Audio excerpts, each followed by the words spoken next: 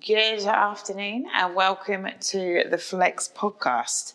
I'm Anna Martin and today we're going to be talking about getting started with exercise. We'll commence, but I may get interrupted because I just called someone a bell end out the window for having their speakerphone on really loud. So if I have to scream at them again, I shall. Is their car one? It's well loud, by the way. It's not just them talking on a handset, which is irritating enough. It's their actual car one. They've got it on full volume. Like, I don't want to know what shitty, boring conversation you're having, mate. Especially not while I'm trying to record a podcast. So if I have to stop and shout at them again, I shall pause it so you don't have to listen to my vile filth. Anyway, we're going to talk about this, getting started with exercise, where to go, what to do, all that kind of stuff. I work a lot with people who are entry-level exercisers or who have had a gap and so haven't done anything for a long time. So these are people that are most of my clients are maybe coming from beginners, complete beginners, never done anything, or they have done some stuff, but it was several years ago and they're feeling a bit anxious or a bit nervous about getting back into it. And that is absolutely fine because that is a nice place to start, to be honest. When you're starting from scratch in one way or another, it's great because literally the only way is up. It's going to get better. It's going to get easier a lot faster. You'll progress. You'll see the benefits quite quickly, or some benefits quite quickly. And it's really exciting to be there. And often people may find that a little bit tough in terms of finding the time, finding the energy and so on. But because it's so rewarding, we can really keep going with it and we can really start to get to a nice place. So the first thing I say to everybody is to choose something that you find fun. Don't think about what genre of exercise it is, what you're doing, what's this, what's that. All we want to do first of all is to build a routine of doing something. And if we don't find it fun, we are less likely to continue with it when it's at the beginning. For some people, they have really high levels of motivation because it may be that they've been injured or they've been told, you have to start training, otherwise this condition is going to get worse. Sometimes the motivation is really high. And that could really help people start getting into their fitness, in whether it's cardio, lifting weights, whatever. But for a lot of us, it's more that we just know that we need to. And it's getting on and we're getting more and more to the point where yeah, for sure, I'm going to make some changes. But maybe I'm not feeling excessively motivated, although I'm probably going to be able to find the time to do one workout a week or whatever. And that is fine. That's where we start. We start with that feeling of okay, I could probably get something in. And then we find something fun. So whether that's running with a friend, dance fitness, going to boxing, learning MMA or going to the gym, whatever it is, we pick a thing that we find fun and that we can stick with. For most people, that's going to be cardio because we want to do something that makes us feel a bit buzzy afterwards and getting your pulse rate up. It does. Also, cardio is great, by the way, because it improves your heart and lung function. A lot of us need that. A lot of people who haven't moved for a while or got their pulse rate up for a while will need that because it helps you to become that fitter person so that you are able to last longer. For example, when you're lifting weights, your recovery will be quicker if you're cardiovascularly fit. You in between sets, you'll find that you're able to go again sooner. So let's not just pretend that, the buzzword is that we must lift weights, so therefore we don't need to do cardio. We do need to do cardio. It's a very important part of having a balanced fitness life. And also living a long time, we need to have great cardiovascular skills. I was going to say, let's call it cardiovascular skills. We want to have the ability to perform at a decent enough level that we have some degree of improvement in our longevity of life. So there is that part of it. Resistance training is also important. So it comes as part of a package together, but we'll come back to that in a minute. For now, you're just going to pick the thing that you find fun, try and build a routine with it. If you're doing dance fitness once a week, that's 60 minutes potentially or 40 minutes, which is great. that's lovely. But you are recommended to have a minimum of 75 minutes of vigorous exercise per week. So, and 150 minutes of moderate. So I think it's 150. Yes, it is. So we might be doing like a lot of uphill walking and different things that will also help our pulse rate go up a bit. But we may need to increase our amounts of vigorous exercise. So, for example, if we're doing 40 minutes of dance fitness, great. But because we need to do 75, we could probably do with adding in a second one. And then it doesn't matter if you go over it, by the way, to a degree, obviously not to it, exceptionally high levels, but to a degree, the more the better, especially when we're first getting started. We need to leave time for recovery, blah, blah, blah. But it's okay if we want to do like 100 minutes, 120 minutes, 140 minutes, whatever it is. We want to sort of start to get that movement up. So we build this routine when we're doing our 1 session per week. Then we're going to try to get a couple of sessions in it per week. If we're running, for example, it might be that we need to build up the amount of time that we're able to run for. So sometimes, well, most of the time, when someone starts running, they are normally fairly pants at it, let's be honest. I've been there, we've all been there. You run for 3 minutes, you feel like you're going to die. So then you walk for a bit and then you try and run a bit again, then you walk for a bit and try and run a bit. And that is a training method, which lots of people use to get into like more of a, improve their performance with their running. So that's absolutely one way to do it. And then also we can look at building up the amount of time that we're able to run for. So at first it might be 3 minutes, then it might be 5 minutes, then it might be 10 minutes. And actually doing that multiple times per week is going to help you with your cardiovascular adaptations. So if you're running and at the moment you can only do 5 minutes, that's absolutely fine. Do 5 minutes, but try to do it several times per week. Include a bit of a walk on the end of it. So we're going to build up in some way either the amount of workouts we're doing of that, like dance fitness or aerobics or swimming or whatever, or we're going to build up the amount of time we can do something as well as build up the amount of times we do that.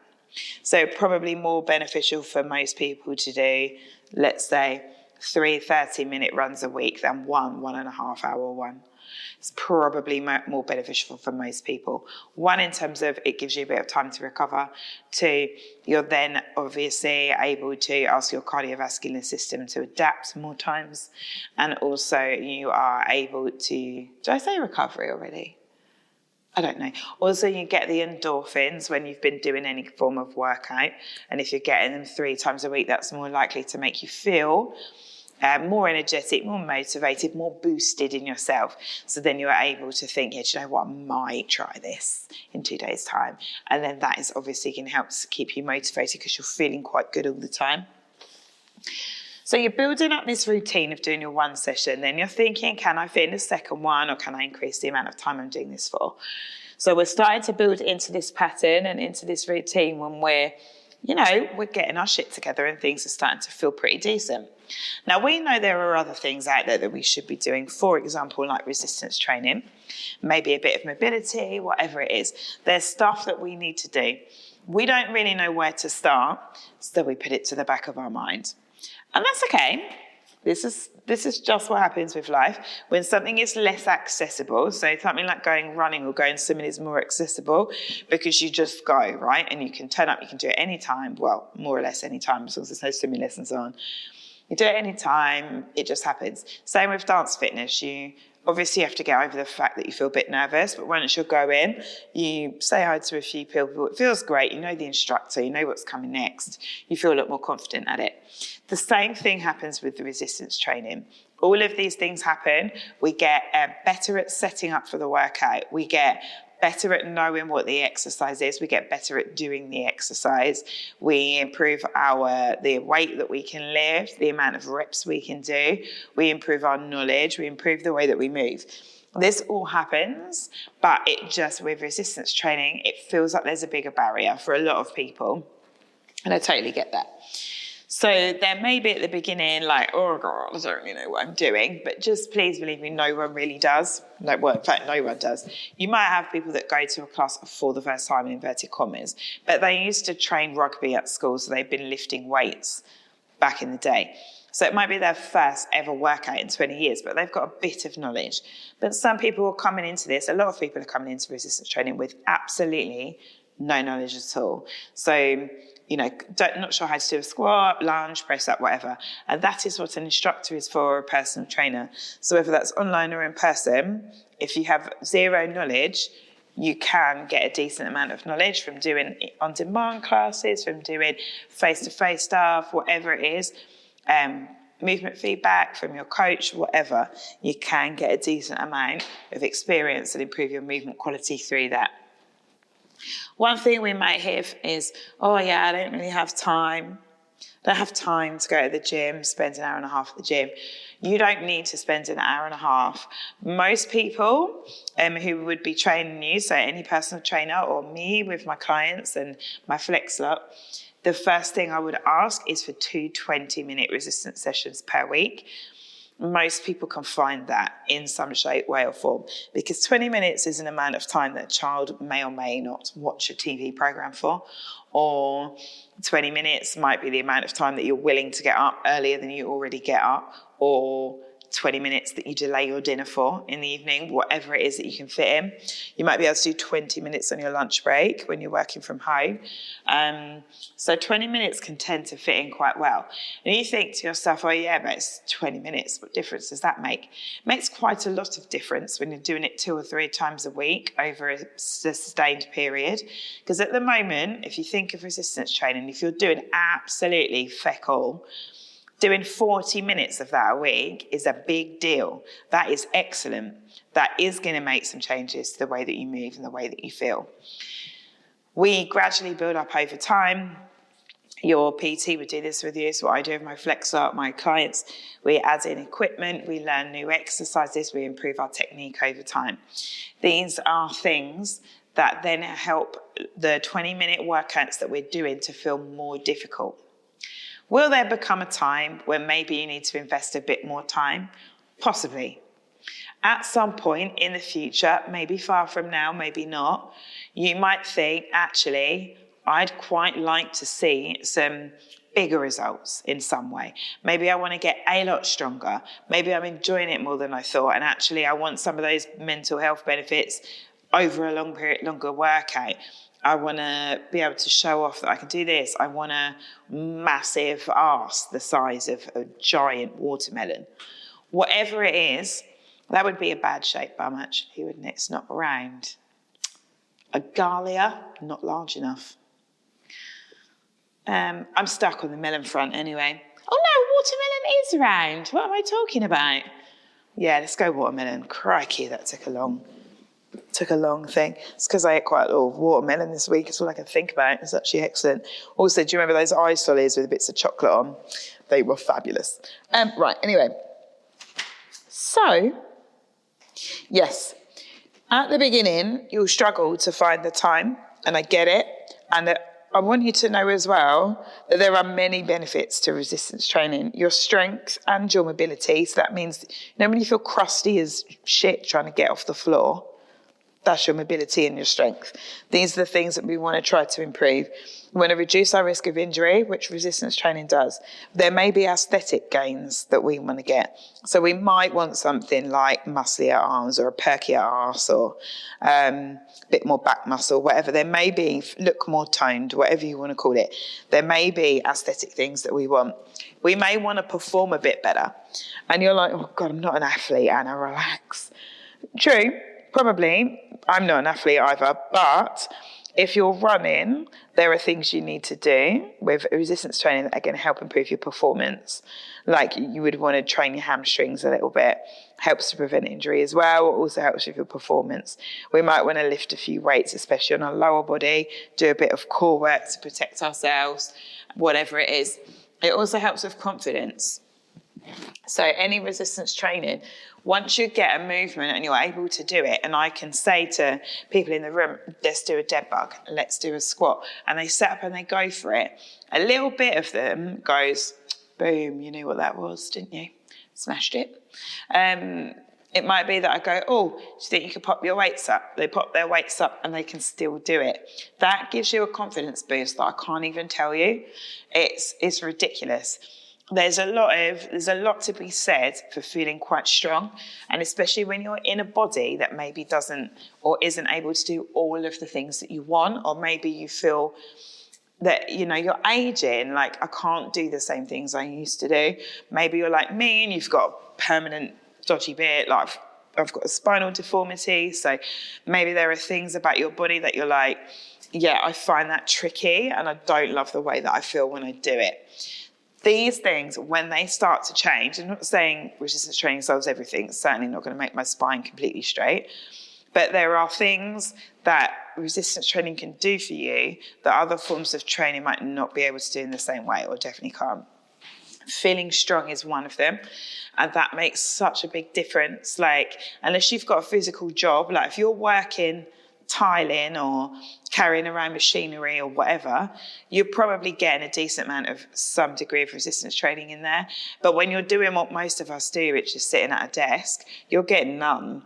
So we need to work to keep the muscle mass that you have, maybe get a little bit more, maybe not, but we need to keep the muscle mass and the strength that you have so you can continue to have the same ability and the same strength that you used to have when you were younger. So what happens sometimes with our friends is that they like to make us right. Friends are great like that. When you're like, my stupid boyfriend said this to me, my stupid husband said this, blah, blah, and your mate goes, what a dick. And you're like, yeah, he's a dick. And they make you right. That's what they're there for, right? To have your back and make you right. But that's what friends do, because that's why they're great for us. But there are other times when they can do that for us, that are maybe things that, we could do with them calling us out on. So, for example, if none of our friends do resistance training, if no one works out around us, we're the only person who does any bloody cardio, for God's sake. Most of them don't even do that. When we say, I think I'm going to try some resistance training, but I'm struggling to find the time, they're like, Christ, I haven't got time for that. Who's got time for that? Blah, blah, blah. And they will make you right. They'll say, yeah, God, no, gosh, yeah, you're so busy and you're already doing this other thing. Do you really need to? Like, I can't fit that in either. And they make you correct and they make you right for the thing that you don't have time or you're struggling to find time. Now, we get that, right? Because that is what people want. People want to feel right in front of the people they care about. And they want that support and they want that acknowledgement and that someone just having their back. But sometimes we need to be able to say to ourselves, I love them, and they're saying that because they don't really want to do it either. But I know that I have to, and I don't need my friend to do it with me. I have to do this for myself. Now, sometimes it's great if your friend wants to do something with you because it can really help you get started, because then obviously you're doing something together, it turns into a bit of a social thing. But whether that's at home, whether you're working out at home with them, you're going to the gym or you're going to a class, it does make it a bit easier to get started. But the only issue is when your only accountability is with that person and not with yourself, then if they don't want to do it that day or they're busy or they can't be asked or whatever, then the chances are that you might not do it either. And so it's not about, I'm not saying don't work out with a friend. I think it's fantastic if you do. But it is about being able to say, I know I need to do this for myself. And the fact that other people around me maybe don't want to do it or don't see the need to do it doesn't change the fact that I know I need to do this for me. That doesn't make them wrong. That doesn't make me smug as shit or the better person in the situation. It's not about that. It's just that I know I need to do this for me because I'm the person that's responsible for my body and my own health and wellness. Everyone else is responsible for their own body and their own health and wellness. But we can only do things for ourselves that make us better for the people around us. And you might think, God, what would having huge biceps do for the people around me? One, they might like to squeeze them.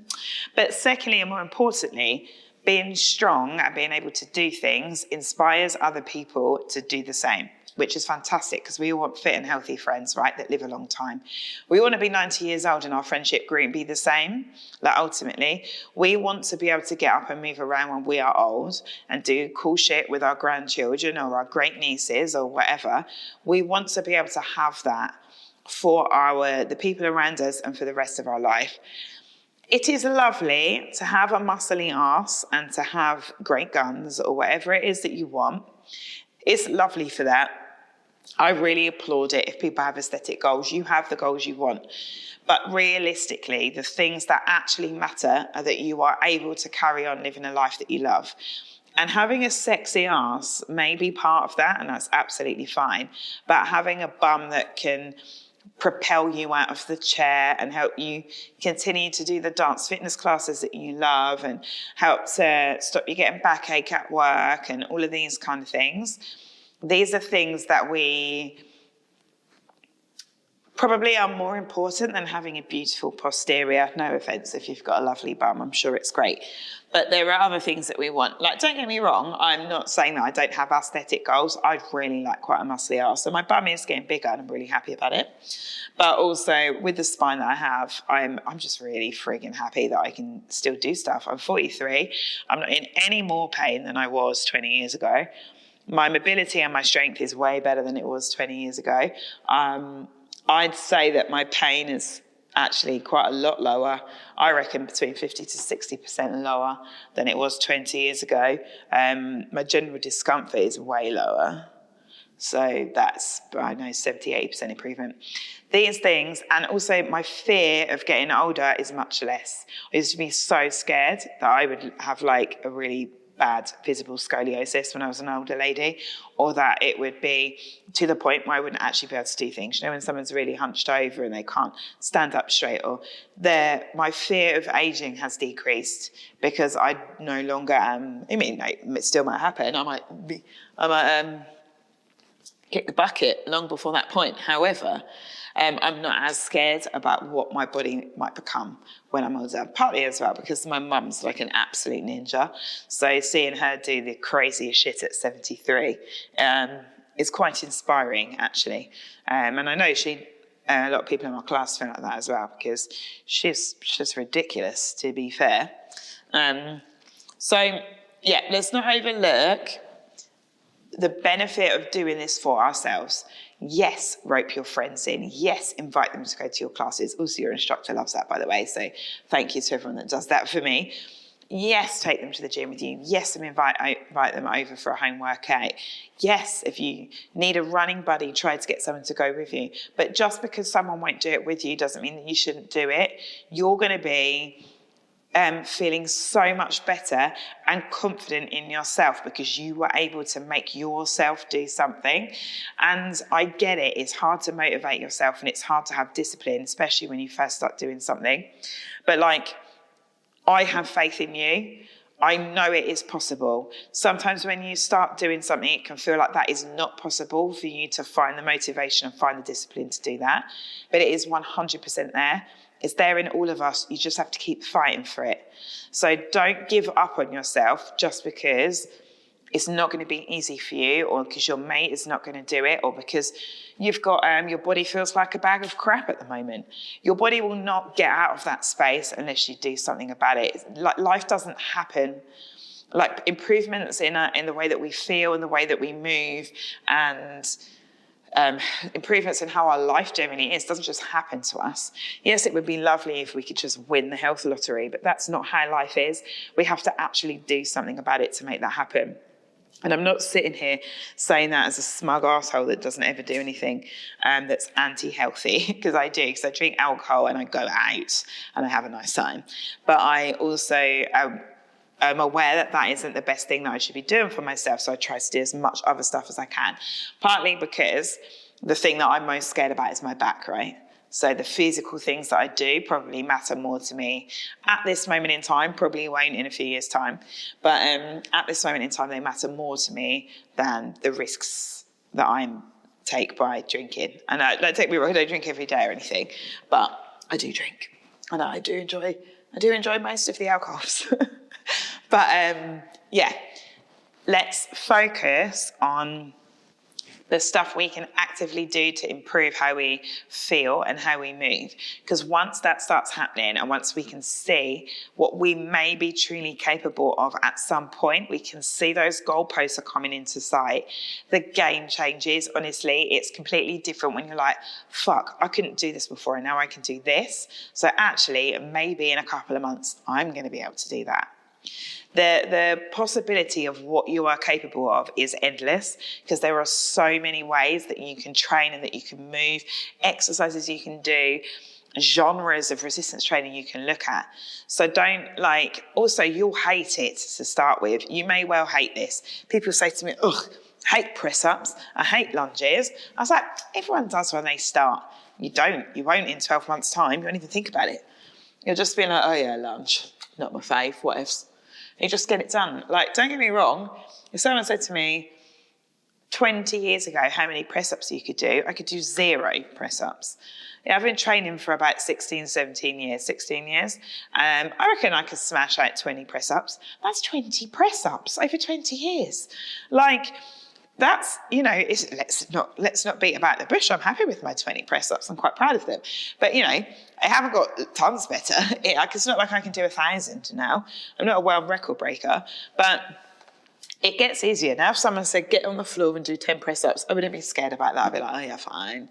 I'll do it. It's not my favourite, but I'll get it done. It just makes everything just feels easier. Also, resistance training is there to be slightly too difficult for you. So when you start doing this and you're like, God, I'm shit, I can't do anything, that's kind of the point. Because even when you get better at it, and you've been doing it for 16 years, you are always going to be chasing a point where the exercise becomes too difficult for you. That is what resistance training is. We're always trying to get stronger and work towards something new. And part of that is working towards, not exactly to, but towards something we call failure, which is when you're unable to complete another rep safely with good form, basically. Sometimes we lose a bit of form, but we do it anyway, because it's not in a dodgy realm. But we're always looking for that. And so when you first start out, you'll find yourself there quite frequently and quickly, and that's fine. And then it will push back a few reps, and you'll be able to do more reps before you feel like you're reaching failure, and you'll be able to get more done. You'll feel better, you'll feel stronger. You might be able to do a little bit of extra weight for the same amount of reps. There are ways that we progress things that we've talked about in another podcast. There are ways that we can progress things where you start to feel that you are able to do things you couldn't do before, but you're always going to be looking to find it a little bit too hard or quite hard, because that is where we want to be. We never want to be if we can just do everything easily, we're not going to see the adaptations that we want. So we're not going to continue to get more toned or to get stronger if we lift the same amount of weight all the time. So that's why we look to adapt things. That's why I looked at adding equipment with the flex stuff. I feel like I've talked quite a lot. Also, I don't know if anyone else guessed this, but I talk more and my focus is much more awry the closer I get to the first day of my period. And I really hope I'm not the only person, but I'm so good. The first 2 weeks of the month, I'm like a focus ninja.